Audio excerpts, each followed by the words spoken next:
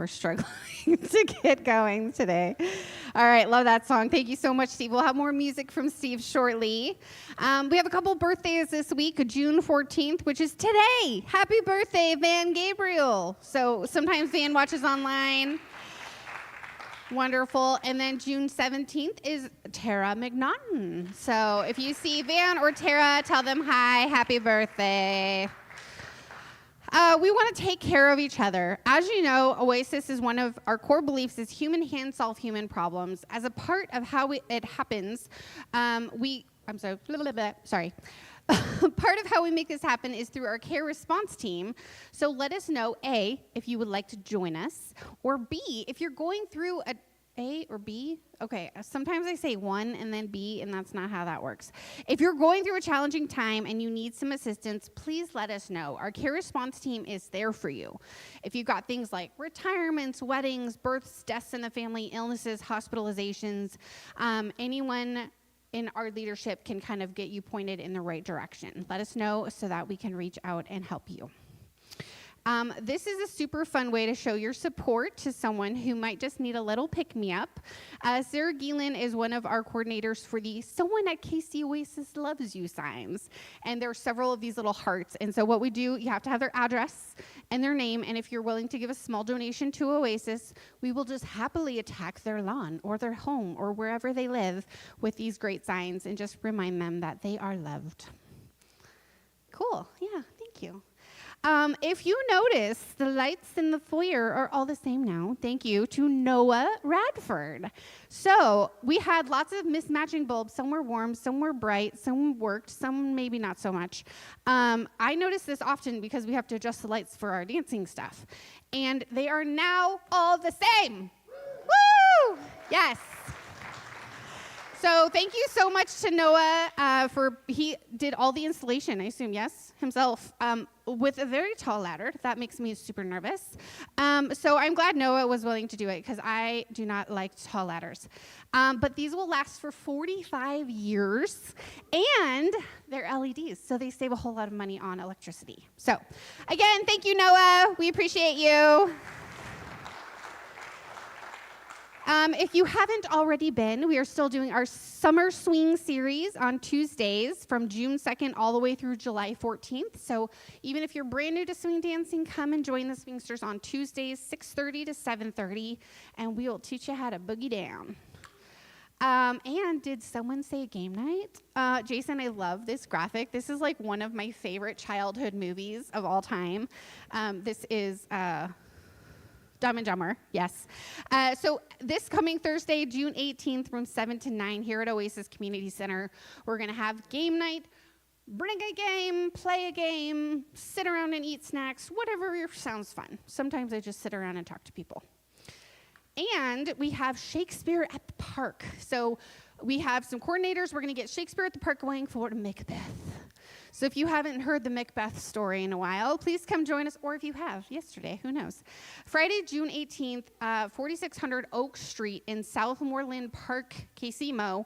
The gates open at 6 and the show starts at 8. So that sounds like 2 hours to just hang out with friends and enjoy the hopefully beautiful weather. I really hope it's beautiful weather. Well, I will maybe be there if the weather's beautiful.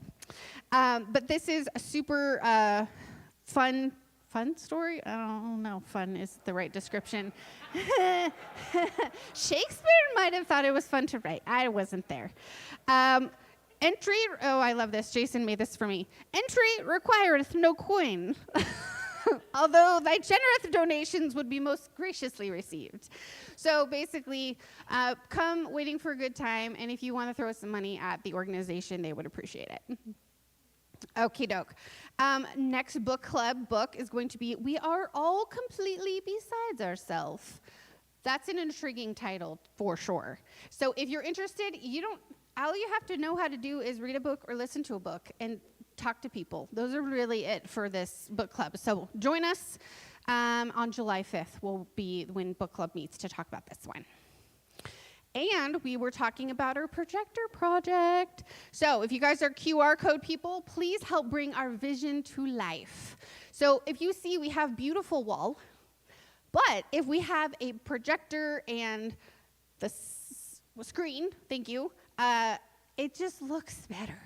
So we're going to do all those things. We have the outlet. That was the hard part. But we need a little bit more money to make this happen. So if you are interested in investing in the vision of our screens, you can scan the link. It'll take you straight to either our Zephy or our Venmo. Type a little note in there that says projector so that we know that's what you want your money to go towards. And then just imagine all the extra things we have excuses to plan. Okay, speaking of planning fun things, we've got a Service Brewing Company. We're doing music bingo for Oasis cause, right? Sometimes you can go and do it for like whatever, but I'm like, no, this is for Oasis. So July 15th is a Wednesday in my neck of the woods over Shawnee, Kansas, 7 to 9. And this is so fun, guys. Has anybody done bingo before? Not very many of you. That was like 8 people. There's many more than 8 of you. So what if oh my God, what if all of us came? Like, all of us. That would be amazing. He'd be like, we ran out of beer. Okay, so you do not have to be a beer drinker, but $5 per card, and that goes to help support Oasis. And 80s and 90s super hits and movie blockbusters. Does that not sound like a good time? Come on. Alrighty, we are going to have our community moment. Where's JJ? JJ Cantrell, 3 words to describe JJ are still growing up. Love that so much about you, JJ. And warning label, my brain is complicated. JJ is one of the most comprehensive people. Give him a round of applause.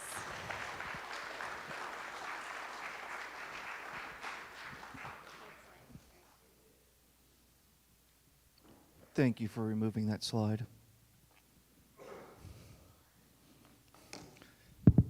Hi, my name's JJ. And I'm an alcoholic. And today I'm going to be talking about the 12-step program, but not just any 12-step program, the secular 12-step program. Because maybe it's just me, but I did have a tough time with the higher power language. And I don't think it was just me saying, man, I've got a tough time with the higher power language as an excuse to keep drinking. But boy, howdy, it might have been for a long time. Some of you have known me for a long time. You know, I started coming to Oasis when we had our 3rd meeting ever. It was in that whatever room that was on the 6th floor of that building. And man, they just had alcohol in the fridges. Beers and booze, and you know, I'd go and we'd have a flask and we'd hide away and drink, and I'd go to all the Oasis events and I'd drink, and I'd go home by myself and drink. And I've done that long before Oasis, and it took me a long time to admit that my life had become unmanageable. And that's the first step. And in the secular version, which I don't have memorized, and my sponsor said I don't have to memorize it, I didn't think I needed to. That's good. I admitted that I was an addict and that my life had become unmanageable. And it's unmanageable in strange ways because there are many things I have managed. I've managed to be in a strongly successful local rock band. I managed to, while I was an alcoholic, I managed to get the music and the audio side of the AV program for Kansas City Oasis off the ground and ran it for 7 years before I handed it off. And I would come in very hungover many a Sunday and set up a sound system from the ground up. And I thought I was managing. But there are things that you don't appreciate, like the things that I wasn't paying attention to. Like, you know what I learned how to do last week? Because I'm on day 53 right now of sobriety again. And I've only had 2 cigarettes in the last 2 days, working on them too. Awful things. I've learned how to build a budget. I know, hang on. Sue Fonsi. But to do that just took me being able to sit down and outline needs and plans and pay attention to the details. And to do that, I've had to work on myself some. And I'm not going to go through all 12 steps because really the 12 steps are, in some ways, they're just a program, a plan to help people that want to get sober and stay sober have a path. And it's like a budget is a plan. And it takes a little work every day. You can't do your budget once and then come back to it in 3 weeks and be like, man, I hope everything still pans out. Like I have to look at my income and my expenses every day. Every day I get up and I balance the books. And that's usually the second series of morning routines that I do is my budget. The first series is that I get up and I read this daily agnostic sobriety devotional I get a book. It's got 365 days worth of it. I've got just that tone. And after I do the devotional, I write a mantra about why I'm staying sober today. And then I set a 11-minute meditation timer with a bell at 10 minutes. And I repeat that mantra in my head sitting there for 10 minutes. And then I get up, and then I shower, and then I do my budget, and then I go on with my day. And I'm working on the fourth step right now, which is doing a fearless, hang on, I got the words. Completed a searching and fearless moral inventory of myself. In lots of different, there are many versions of the 12-step program, but all of them kind of encompass this idea, where the first 3 steps is you admit that you have a problem. Then the 4th through the 9th steps, you investigate the depth and the scope of that problem and understand how it's affected you and the people around you and how you came to be affected by that. And then the last 3 steps are, because I am addressing my problem and understanding myself better, I am going to help others do the same. And in understanding that 4th step, I learned that I might have some traits of autism. A very high functioning I would be, but boy howdy, you know what? If you've ever known me for a long time, you've seen me find the rocking chair in the room and rock like crazy. I have done that since I was 2 years old. My grandmother got me a wooden rocking horse, and I would hook my toes underneath the wooden foot pegs, and I would rock to the maximum extent of that, get, I guess fulcrum's the right word, like get to the point where if I went any farther, I'd fall over, and I would rock for hours. I only learned 2 weeks ago that that's called vestibular stimming. I also learned 2 weeks ago that people who have an autism diagnosis are 6 times as likely as neurotypical people to have a substance abuse issue. In decades past, the psychological consensus was that neurodivergent people were less likely to have substance abuse issues because they were isolated. And if you've ever known any alcoholics that isolate and drink, you should be like, I'm glad they updated that knowledge. And I've also learned, and most importantly, in working on this 4th step, and trying to understand this fearless moral inventory, trying to understand my behaviors, is that I'm only finally making strides because I'm willing to work on this a little bit every single day. And I think if I keep working on these 12 secular steps with the support of a good community, a couple of them in fact, and with a consistent commitment to improving myself and discovering myself and then helping others, I think that I can both stay sober and become a better person because of it. And with that, I'll pass.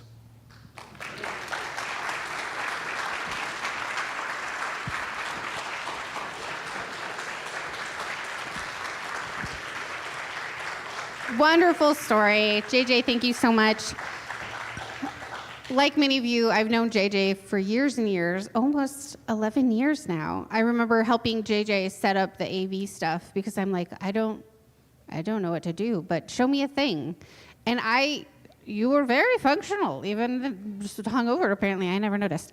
But JJ's been a very dear friend of mine. So if you haven't met JJ yet, make sure you fix it, because JJ is great. Alrighty, that brings us to our coffee break. So if you have someone that you have not met yet, including JJ, our amazing speakers, tell Noah thank you for the lights, whatever it is you want to talk about, you have 20 minutes to do so. We'll see you then.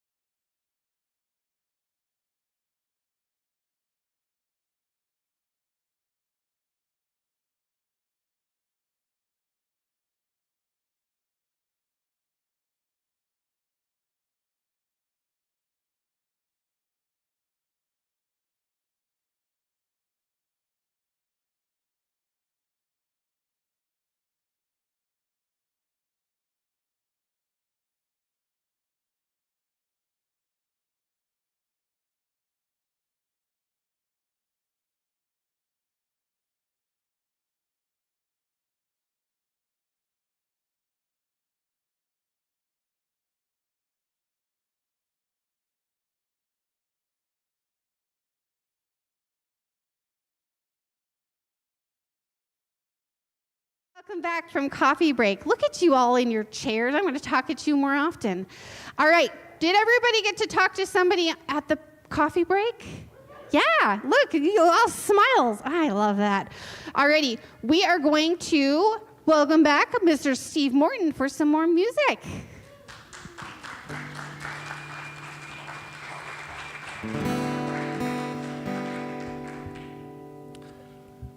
So I played about a year ago, just over a year ago here, and I'm not going to apologize for playing this song again, but it's a song about, it's from Christa Berg, the guy who did Lady in Red, but it's a completely different story about, I want you to picture a tribal chieftain who's dying, and he's gathered all his family around him, and basically it's his last words.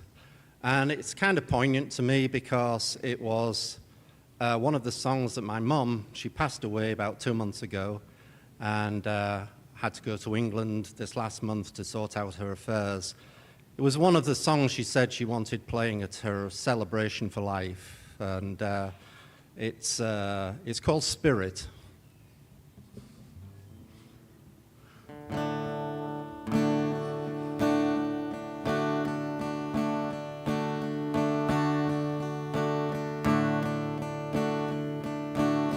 I was an eagle, but I cannot fly. I was a lion, but I run no more. I was a river, but the river's dry. Soon the Spirit is coming to take me home.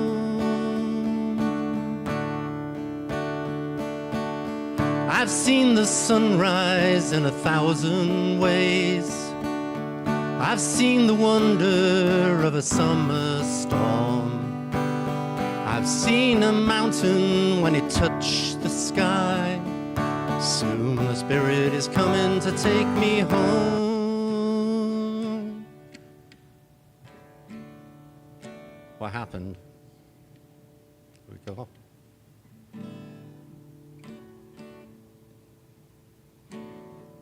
Uh-oh.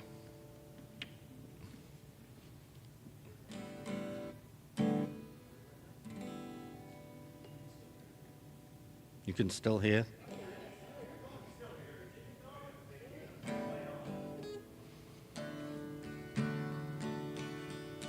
Hang on a minute. Let's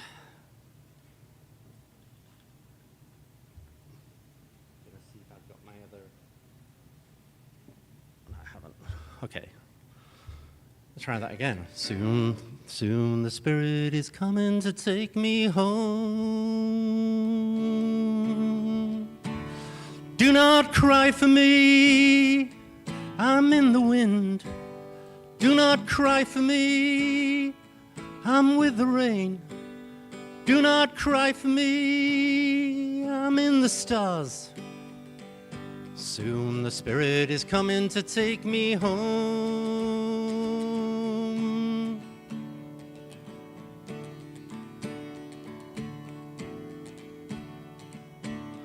I have my children, I've seen them grow. I have a garden that is all the world. We come with nothing, that's how we'll go. Soon the Spirit is coming to take me home. Do not cry for me, I'm in the sun. Do not cry for me, I'm with the wind. Do not cry for me, I'm in the stars. Soon the Spirit is coming to take me home.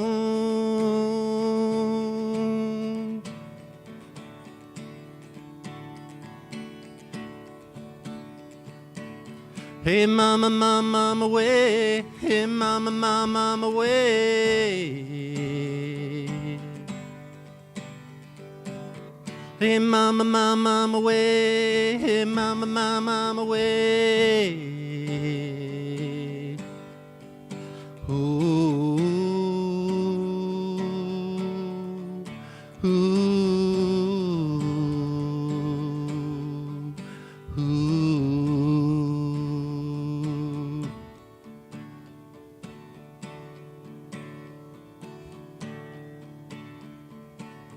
I was an eagle, but I cannot fly. Soon the Spirit is coming to take me home. Soon the Spirit is coming to take me home.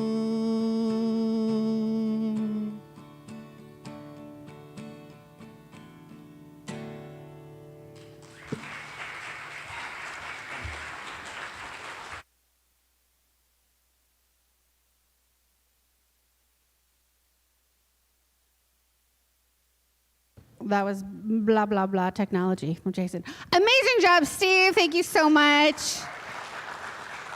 I love the hook, the hey mama moe. Like we need some more of that, Steve. I really like it. Okay, so while Steve was playing, my mind drifted off into social adventures land as it does.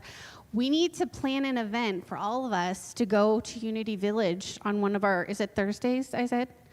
And then we can all practice singing or listening. That's also fine too. We are going to get ready for our featured presentation, but in a moment, Jason has perfect timing for this because this week is the anniversary of the United States Army. 250 years. So for those of our Army veterans, thank you for your service. Is it next week? Next year is the Navy or next week is the Navy? Where's Russ? Russ knew. Nope, nobody cares about the Navy. That's not important in our nation's history. He forgot I was in the Navy. It's fine. Okay, speaker disclaimer. Our program is designed to generate conversation and engage our powers of reason, not as a forum to start debates. The following presentation has been prepared by our speaker and not by KC Oasis. Please respect the views of our speaker, and if you have any questions, a Q&A portion will follow as time permits. Steve Perron is an Emmy Award-winning journalist. Whoa. 15 Emmys to be specific, a singer-songwriter who won 2022 Golden Pick International Songwriting Contest at the world-famous Bluebird Cafe in Nashville. He left home 1 month after his 14th birthday to enter seminary, where he stayed for 7 years studying for Catholic priesthood. After leaving the seminary, he struggled with questions about faith and religion for decades. He now identifies as a secular humanist. His book, What Will We Do with All the Churches, was released in May 2026. That was 2 months ago for you keeping track.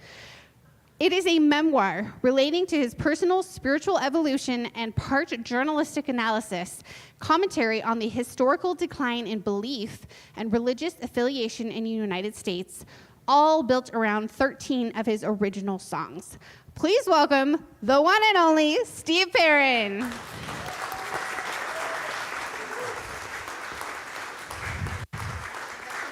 Yeah, so be sure to let me know when. Okay.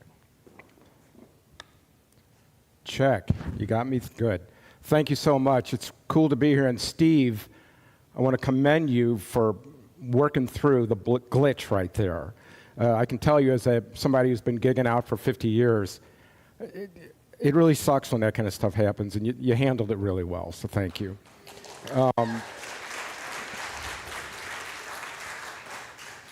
So it's very cool to be here. I found out just after I got here that this is did you say the second oasis in the country? The second oasis, which is really cool. A couple of weeks ago, I did my first book presentation at the Ethical Society of St. Louis, which I found out that day is the largest ethical society in the country. So I feel like I'm really like striking gold here for my first couple appearances. And it's also really cool to be here in Kansas City. I grew up in St. Louis. Kansas City was just always the other city over there. But my son-in-law is from Moberly, and he did this to me. He turned me into a Chiefs fan. So, yes. And boy, did I pick a great time to become a Chiefs fan. Oh, my God. So, yeah, thank you for all of that. A couple of you heard Julie there explain a little bit about what I am. Before I get started here, I want to tell you a couple of things that I'm not. I am not a Bible scholar. I'm not a scholar of religion. I did spend 7 years in the seminary. I study religion. I've studied it all my life, but I'm not a Bible scholar. I'm also not a public speaker. I'm accustomed to being in front of crowds and singing. My book is built around 13 original songs. It's the only book in this exploding field of books about religious deconstruction that's built around original music. And that's what set this book apart. And by the way, it wasn't mentioned, but I want to let you know that this month, at some point, the Humanist magazine is publishing a 2,000-word excerpt from my book. It's going to be published internationally, and so I want to thank them for that. I don't know if any of you subscribe to that or not, but it's a pretty cool magazine. So let's talk about the book. Oh, so I should advance this, right? Let's see. Do I point it to that? Oh, I'm hitting the wrong thing.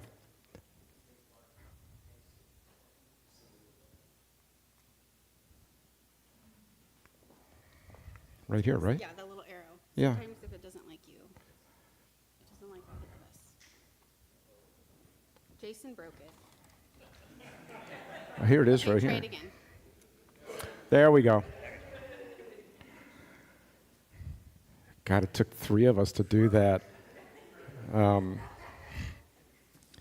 So it's interesting. I was thinking a couple of different things spark, and a lot of the things I'm going to mention about this book, I know are going to resonate with a lot of you in here, just like it did at the Ethical Society.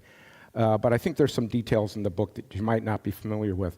But you may be aware that I think it was 3 days ago, the Southern Baptist Convention overwhelmingly voted again to expel any churches who allow women to hold pastoral roles.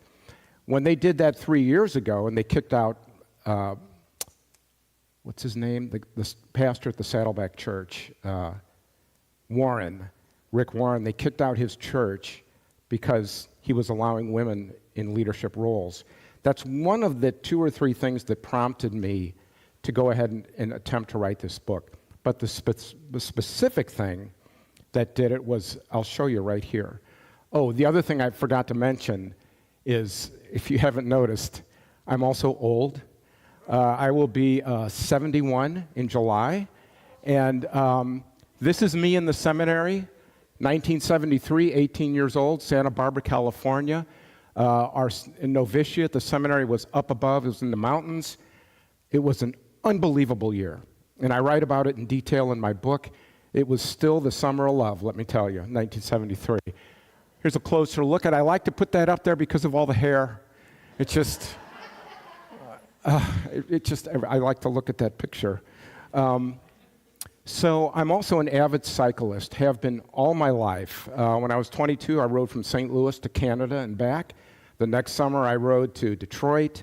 And many of the songs in my book were written while I was riding my bike, including what I call the title track, What'll We Do With All the Churches? I was riding through a little community by my house, Webster Groves, Missouri, and I saw this. On a large street through Webster, on a street known as Church Row. This is the Peace United Church of Christ, I think it is. It's been there 100 years. It is no longer a church.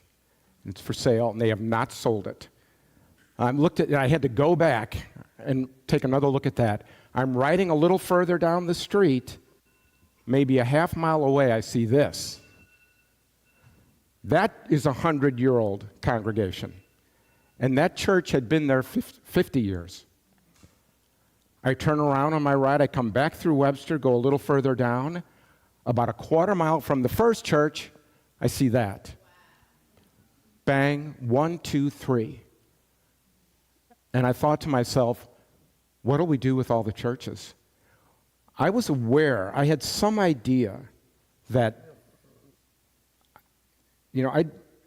I was a journalist, I was in television news, and I'd been reporting on the Pew and the Gallup surveys. So I was familiar with what was happening with religiosity in America, but I really didn't know exactly what. So I'd like to take you through. When I came back after this bike ride, I had half of this song was in my head.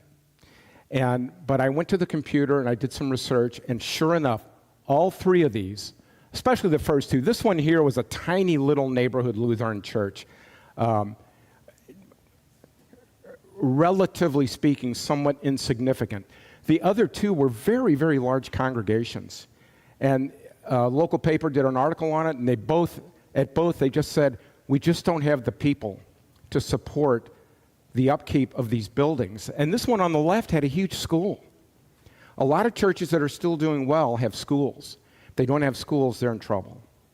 So I started looking at the numbers. And if you don't know the numbers, let me run through them for you. So two of the major polling services in America, Gallup and Pew. Gallup does one of the questions, and they've been asking this since 1937. This is also significant. 73% of American surveys said, I belong to a house of worship. Not, are you Christian, are you Jewish, but yes, I belong, I'm an active member of a house of worship. 1999, that had only dropped by 3%. And I was born in 1955, and I can tell you, growing up, everybody belonged to a church. Everybody. In fact, I write about this in my book. I came across some government films produced in the 50s titled Daily Life in America. And each of them, the family goes to church on Sunday. That's part of what they shoot, because that's just what people did. Look what happens. 2021. This was national news when this happened. The Gallup and the Pew Research things, they're reported on, they get coverage. But when this came out in 2021, it was front page news. This is seismic in America. But again, this is just belonging to a house of worship.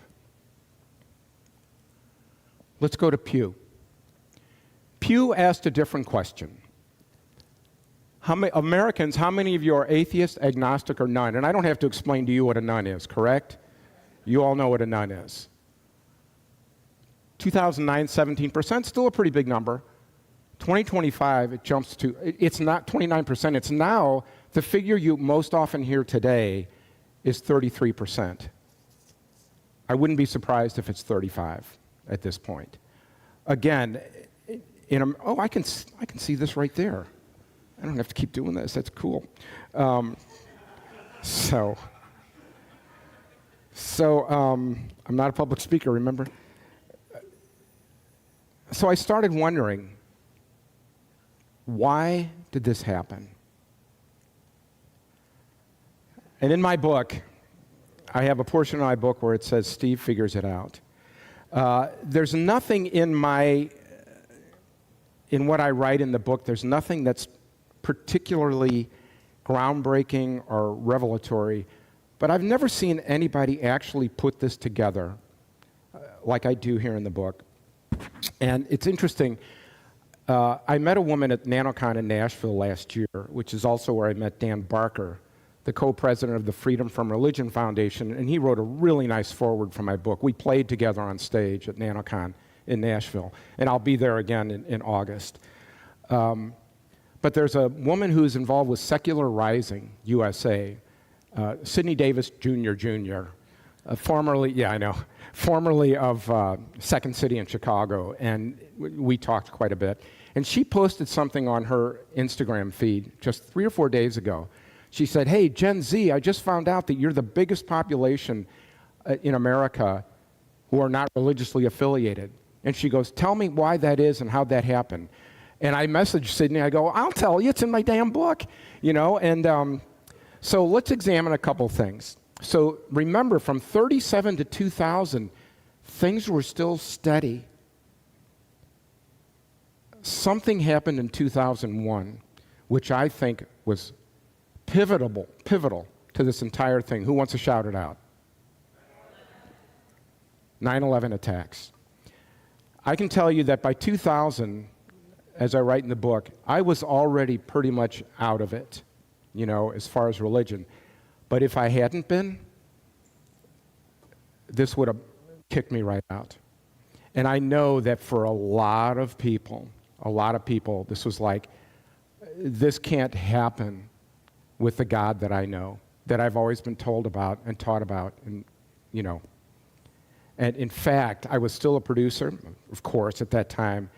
And in one of our morning meetings, I'm sorry, that was during COVID. Never mind. It applies, but I don't want to get out of place here. So 9/11, I think that was an important event. 2004, The End of Faith by Sam Harris. That was the first of the big four books by the four writers known as the Four Horsemen of the New Atheism. Sam Harris, Christopher Hitchens, Richard Dawkins, Daniel Dennett were published within 3 years, 2004, and every one of them a global bestseller. There's no doubt in my mind that started people thinking and talking. But here's the really important stuff. Also in 2004, Facebook was launched. Social media begins. 2004, according to the International Podcasting Day website, podcasting began in 2004, officially. The next one is big. 2005, YouTube launches with a young kid shooting a video of himself at the zoo and posting it online and saying, "Welcome to YouTube." I don't know his name, but he probably owns his own zoo now. But here's the next thing. The next thing I'm going to put up here is what I think is the number one most critical factor in why so many people are deconstructing, or as Dan Barker says in his foreword, he calls it deconverting. I call it deconstruction, which I think is the more common term for people who leave their faith. 2007, this happens. iPhone. So it used to be, okay, Facebook, podcasting, YouTube, suddenly you have access to all this information, but you still got to have one of these. Or you got to be at your computer, or maybe have an iPad or something like that. After 2007, and there might have been smartphones before that, but iPhone, in my mind, that was the game changer. You can be anywhere now and get access to answers to questions you have about anything like that. When I was a kid, and when many of the people in this room were younger, if I suddenly had a question about something I read in the Bible, and I said, "Well, that doesn't seem to make any sense," or "That contradicts what I'm reading here," or "I've got a question about some other aspect of my faith," what am I going to do? I got to go to the library and see if they've got a book. And maybe they'll have one, but then I got to check it out or read it there. Not anymore. It's right there. And the thing is, when you have access to that information, this is my opinion, I firmly believe that once people have access to that alternative information, it's really, really difficult to maintain the beliefs that you grew up with. It certainly was for me. So speaking of me, let's say 2021, we already talked about that. Religiosity falls below. I don't think that is not a coincidence. So what happened to me? 7 years in the seminary, grew up in a devoutly Catholic family in an exploding suburb in North St. Louis County. My father was man of the year. We would go on vacation, drive up to the farm in Vermont where my dad was raised. And the first thing we did after everybody woke up was Mom would get the rosary out, we'd pray the rosary for a safe trip. We were devoutly Catholic. I left the seminary after 7 years, but I stayed. I continued to practice my Catholic faith. But looking back, something happened to me in Santa Barbara that in hindsight, I know was the first crack. So, Santa Barbara's about an hour and a half north of LA. So one day, one of my classmates says, I'm going down to L.A. to visit one of my cousins. He was from Chicago. One of my cousins lives down there. Do you want to go? I didn't even know the guy well, but I said, sure. So 3 of us got a car, and we drove down there, and his cousin lived in the Hollywood Hills in a really cool apartment or condo or something like that. We pull up, knock on the door. This is what his cousin looked like. His cousin was a Playboy bunny, and not just a Playboy bunny. She was so beautiful and so good at what she did that she was a trainer. When the Playboy Club, this is 1973, remember, when the Playboy Club would open a new club anywhere in the world, she's the one who went there to train the bunnies. So we're sitting there in her apartment on her shag rug, of course, and having soda and stuff. And by the way, she was so nice. She was so sweet and so nice. I like to joke, I don't remember her name, but I sure the hell remember what she looked like. And she looked like that. And we're sitting there, and I look up, and I see something on her shelf. And I say, what is that up there? That's really cool. And it looked like a Grammy Award. It looked like a small Grammy Award. And so she pulled it down and brings it over, and she goes, she was dating one of the top executives at Capitol Records, which is on Sunset Boulevard. You could see it from her condo, Capitol Records, the tower, that big tower building they have. She goes, we had a big gala, a big dinner the other night. This was how they marked. She goes, look, see that? That's my name on there. It was a brass plaque. This is how you knew where you sat. So you didn't get a little card, like a business card with your name. This is how your name was marked. And you got to take it home. And she says, the guy sitting next to me was so upset. And we're like, why? Someone stole his. Someone took his. And I'm like, why would someone do that? Because this is who she was sitting next to. She was sitting next to John Lennon. Now, I was listening to the Beatles on Spotify driving here this morning. I'm a huge Beatles fan. And it was like someone hit me in the head with a baseball bat. And I'm thinking, this woman is beautiful. She has dinner next to John Lennon, like he's a neighbor. And so anyway, it's time to leave. We go out to the front and get in the car, and she says to her cousin, oh, George, I wish I could show you my new car. I got a new car. It's a convertible. But I can't. My friend came over with his girlfriend to ask if he could take it for a ride. Who's that? Ringo frickin' Starr. And so, by the way, Ringo Starr moved to L.A. permanently in 1973, which is when I was there. John Lennon in 73, that was his famous lost year, when he left Yoko for a while, was hanging out with Harry Nilsson, was dating that other Asian woman, Mia. So that's why the two of them were there. We get in our car and we leave. And we're driving back. I'm in the back seat, and all I can think to myself is about the Beatles song off Magical Mystery Tour, Beautiful People. You know, how does it feel to be one of the And I'm just thinking, I want to be one of the beautiful people. I'm thinking, I don't want to be a priest. I don't think I want to be a priest. I want to hang out with Playboy bunnies and John Lennon and Ringo Starr, you know? But I got over that. It's an hour and a half drive. So I got over it, and I stayed in the seminary. I stayed in the seminary for another 3 years. Went 2 more years of college, which in the seminary was called philosophy, and then you have 4 years after that of theology. But then I left the seminary, but then another big thing happened. Let's see, what's the next slide? This happened in April 1981.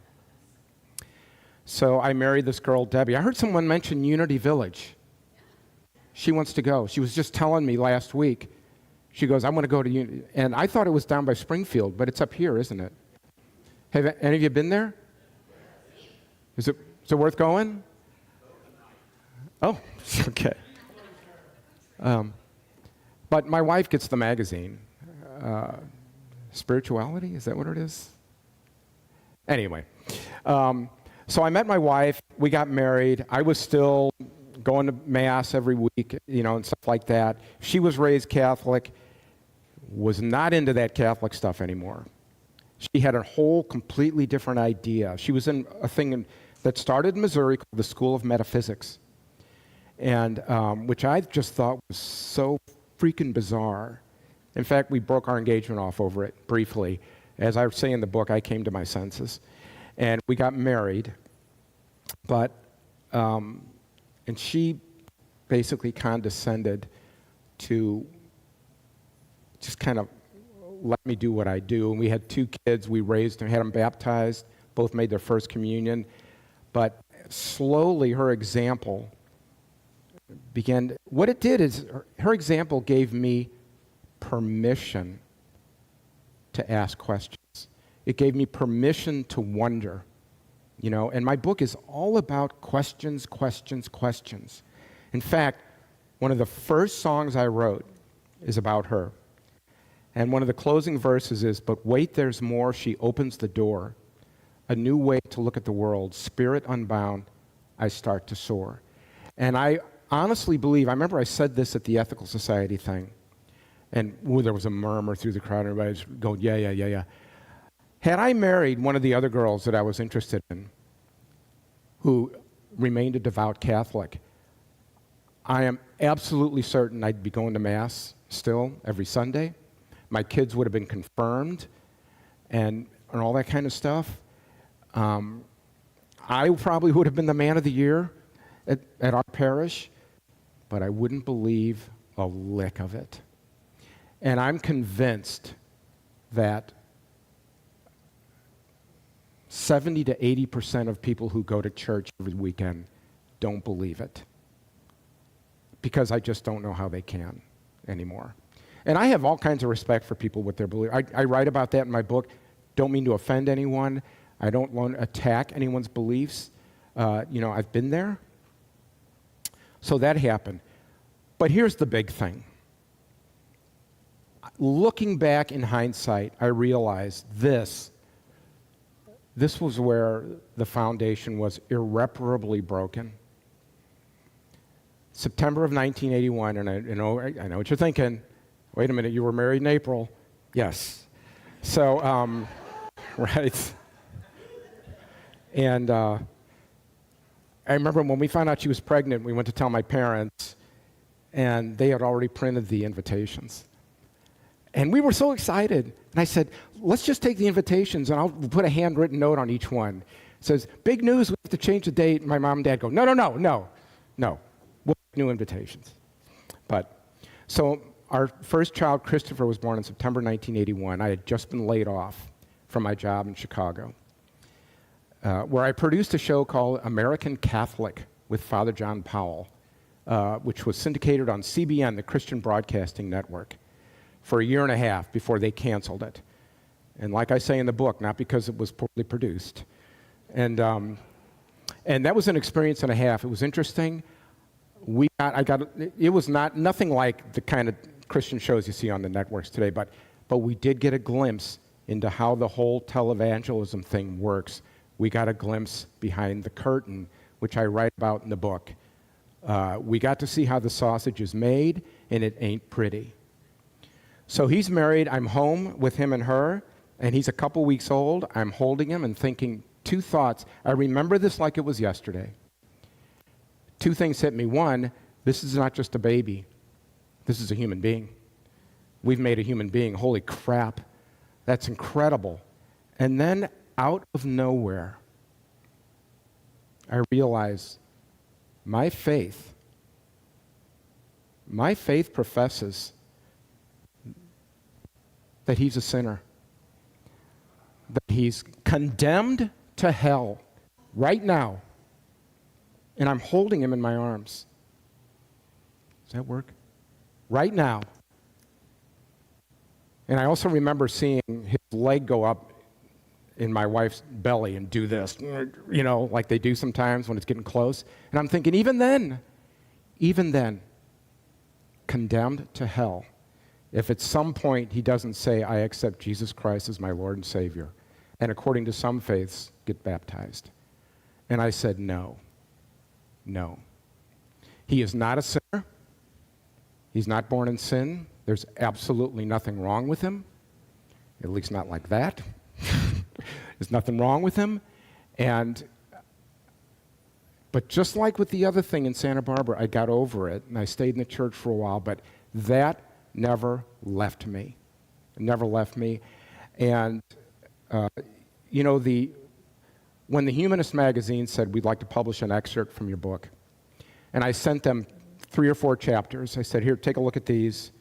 Pick which one you want. And every chapter in my book is built around one of my songs. And the editors immediately said, we want this one. Don't need to be set free. Which is, most of my songs in my book are kind of funny. They're light, they're kind of funny. This one is not. I wrote this after hearing some people at my open mic, some Christian writers, one of them play a song he wrote about what a miserable sinner he was, how tired he was of sinning and crying and wanting to be saved, and it had the phrase in it, and again, I hope I'm not offending anyone, but that I can no longer stomach, and it's being washed in the blood of Christ. And I was sitting there at the mixer just clenching my fist, and I went home and I wrote a song called Don't Need to Be Set Free. And the Humanist folks said, we want that one. We want that one. So that's one for me. So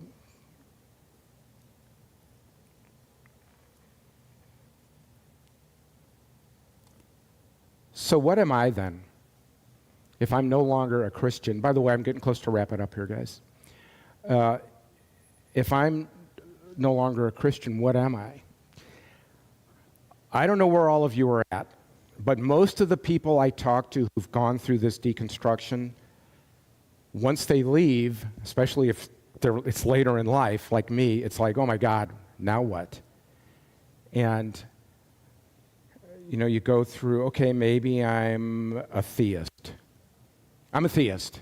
It doesn't make any sense. Pantheist? No. Just all these different things. I go, no, that doesn't seem to, agnostic, and I go, no, I can't, agnostic, I'm not, agnostic, you're saying, I don't know, I think that's a cop-out. Atheist? I can't do it. Because I think as an atheist, you're saying there is no God, and I'm just not in a position to say that. And then on the giveaway cart at my local library 2 years ago was a book by a British philosopher. Are you British? Yes. British philosopher A.C. Grayling. A.C. Grayling, called The Argument Against Religion and for Humanism. And I go, well, that looks interesting. So I picked that up, I read it, and I got to the end, I go, holy cow, that's what I am. I am a secular humanist. I just didn't know it. And what I always like to say as I wrap this up, and I make this point 2 or 3 times in my book, especially at the end, is, and this is one thing that devout practicing Christians have a really, really hard time understanding. And I tell them all the time, anytime it comes up, and if I'm comfortable, I say, I want you to know, at no point in my life have I known or experienced the type of peace and certainty that I know now. I have a greater sense of certainty and a greater sense of peace than I ever had at any time in my life. Even when I was on some big religious high in the seminary, it never felt as good as it does now. So as I close, what do we do with all the churches? I didn't say this. The last line in my book, God, should I tell you? I guess so. The last line in my book is, perhaps you will be the one who will figure out what we will do with all the churches. Well, this is what we'll do with all the churches, right here, So, again, I want to let you know that the thing that makes my book unique is that it's built around 13 original songs, and the book has a QR code that takes you to this site so you can hear each one of them. Let's see, what's there?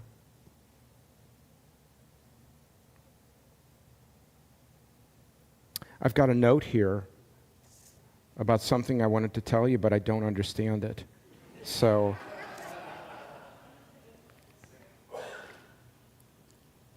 oh, I know what that is. I don't need to get into that. Okay. So what do we do with all the churches? It's on Amazon. It's at your bookstores. It's on Borders. And it's here. It's $17.99 on Amazon. And I want to let you know, if you look at, what's known as comps, comparable books, I priced mine lower than what most people do. Because I know, when I met with my editor when I started this, I go, look, I want you to know I'm not trying to make money. I'm just trying not to lose a lot of money. And because I am, when it comes to the message in this book, I'm an evangelist about this. And so I do have the book for sale here. Cash is $15. If you buy it on Amazon, it's $17.99. You got to pay tax. You got to pay shipping. I do have a Square account. You can Venmo me, $15. You can use your credit card if you want to, Square, but I charge $1 more because all these weird fees kick in when you do Square. And I think that's it. Do I have time for one more story? I'm going to tell you that story that I said I wasn't going to tell. So when COVID struck, right away, when it really hit, after people in the nursing home on the Northwest Coast died, and literally, and then the NBA canceled the first games. And we're like, whoa, what the hell is going on? And then before you know it, restaurants are closing and all that stuff. And so when that happened in the newsroom, everything went out the window, and we just meet every morning and say, okay, how are we going to cover this? That is before they sent us all home, and to try to work from home. And I brought up one morning, I said, listen, I got to tell you, I know for a fact that a lot of people right now are saying, how is God letting this happen? I said, we should go talk to one of the faith leaders. They don't have to be the Catholic. We don't have to talk to the Archbishop. There's all kinds of big megachurch people here in St. Louis. Talk to one of them. Crickets from the news managers. They're like, yeah, we don't want to go there. We don't want to touch that. 2 or 3 days later, the New York Times publishes a huge op-ed by a well-known Catholic priest in New York addressing this very question. And he made 2 main points. He goes, first of all, we don't know. We don't know why God allows these things to happen. And I'm like, no kidding. And he said, number 2, we address that question in a branch of theology called, does anyone know? I didn't. Theodicy. 7 years in the seminary, very well read, seminary, religious books. I go, theodicy? I've never heard of that. And so I went and I Googled how many branches of theology are there. Holy mackerel. There's a lot. So I wrote a song called The Theology Rag. And it just lists all the different branches of theology. And Dan Barker, when I went to NanoCon in Nashville last year, Dan says, oh, that's the one you got to play. Play that one. That's a good one. So I just wanted to share that story. Thank you all so much.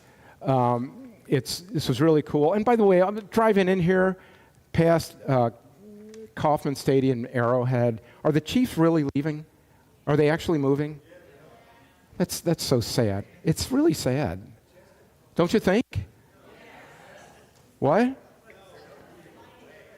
Oh. Yeah, I know, but Arrowhead. 2 years ago, we got my daughter and son-in-law tickets to a Chiefs game. Just gave them a voucher and they could buy. So they went with somebody else. This was 2 years ago to like a Sunday night game or Monday night game.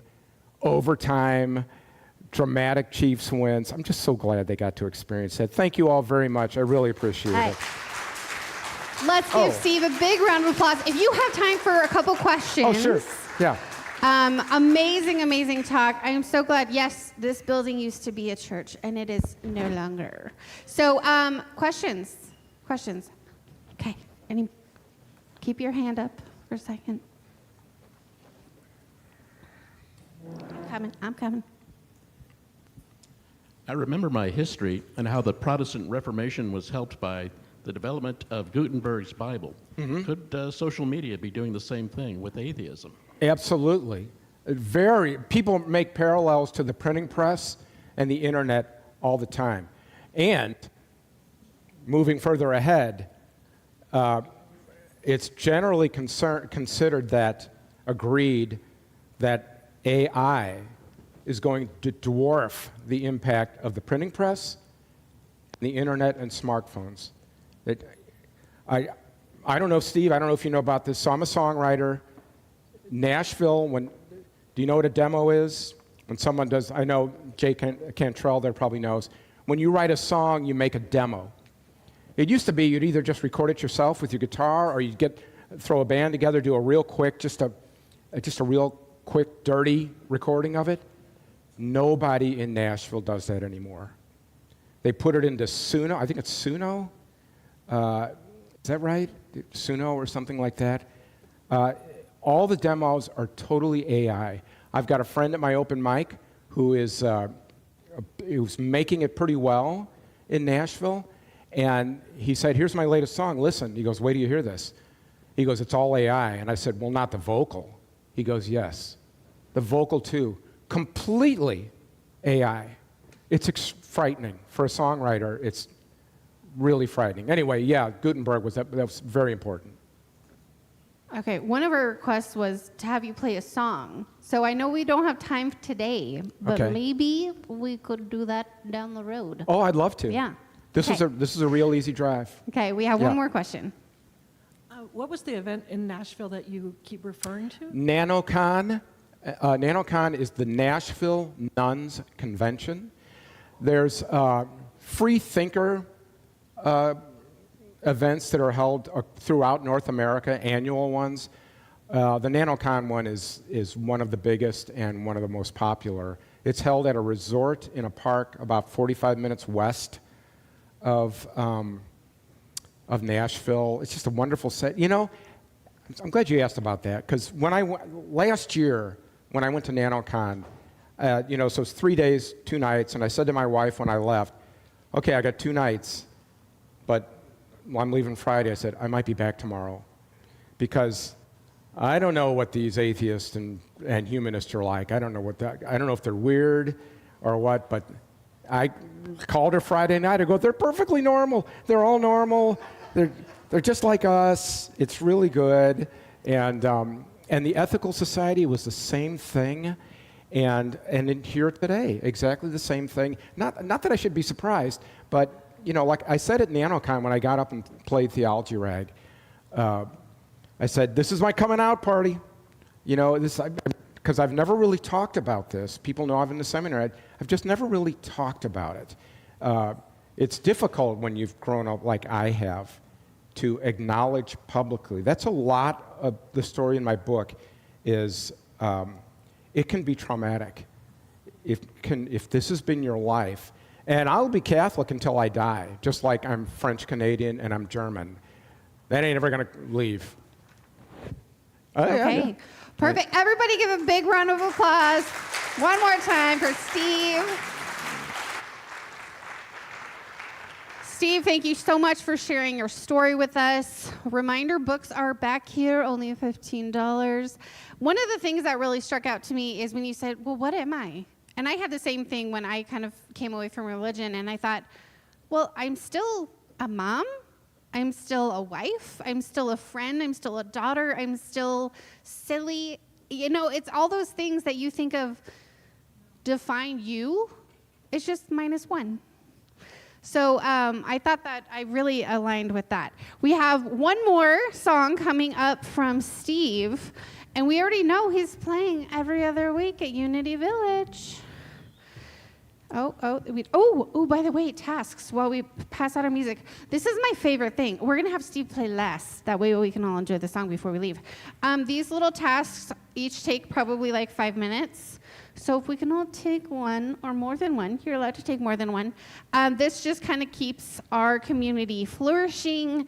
It keeps us clean and tidy and welcoming because we know that's all important. Okay. We are going to do lunch at Tower Tavern today. Who's been to Tower Tavern? Yeah, okay. So if you haven't been, new opportunity. If you have been, welcome back. So 401 East 31st Street in KC-Mo. We will meet there for lunch. And next Sunday, please make sure you come back June 21st. We will have returning musician Heath Church, and our featured speaker will be Duncan Payne, talking about self and community in a post-truth age. As Steve gets ready, we would like to remind you that KC Oasis is a volunteer-run, donation-supported 501c3 organization. We cannot do this without you and also without your dollars. So sorry, not sorry. One more time, Steve Morton. Thank you. So I also, I just want to mention East 40 Brewing in Blue Springs every Tuesday evening. If people want to go there, it's a nice little place to go. Okay. Can you do me a favor and post that on Facebook so that we know where to attack you in person and with love, of course. Perfect. All right. We get to have one more song, and then we'll attack you in real life. So I understand it's a little, probably a little 9-volt battery that died in my guitar before. But how do you keep a track on what your battery life that's inside your guitar? I don't know. Anyway, it just decided to go out probably. Sorry? Oh, right, that's it. Okay, I'll remember that. Yeah. Anyway, so I had a song lined up. Well, I had about 10 songs lined up, and I reserved the right to change my songs, and that threw me a little bit for a loop, so I'm going to just go back to a standard song, another John Denver song, so that you'll probably know.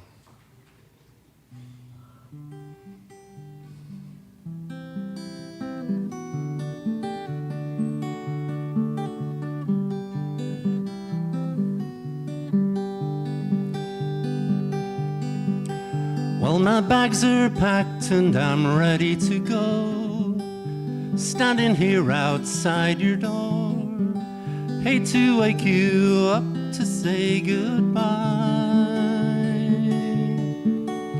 The dawn is breaking, blowing his horn. That's wrong, taxi's waiting, blowing his horn.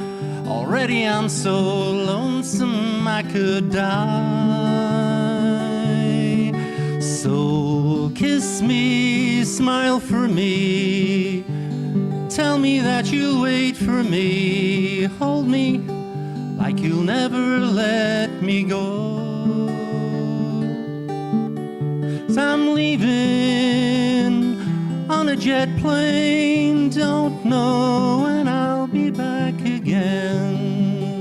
Oh babe, I hate to go.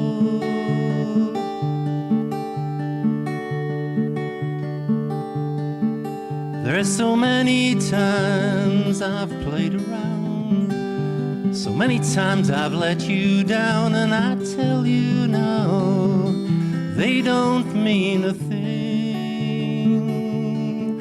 Everywhere I go, I'll think of you, and every song I sing, I'll sing for you.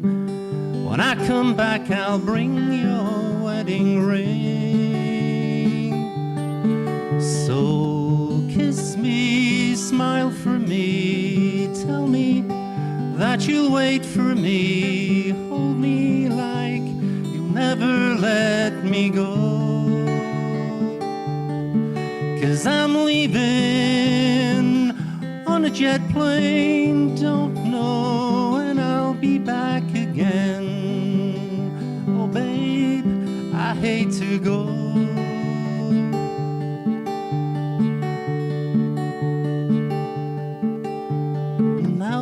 Time has come to leave you.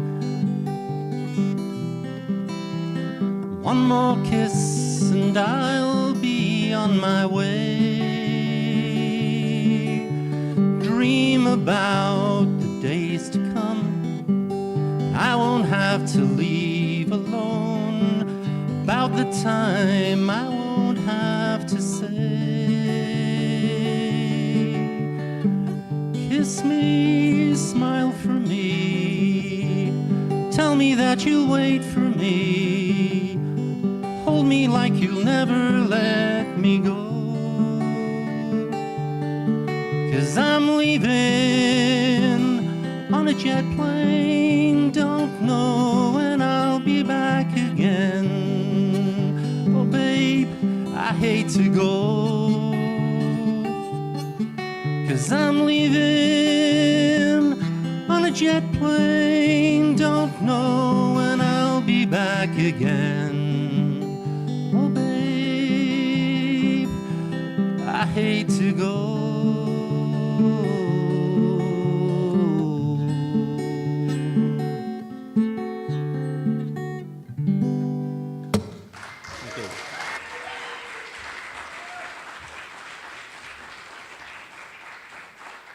Amazing. All right. Please clean up your area. Make sure you have everything that you came with, and we will see you next week.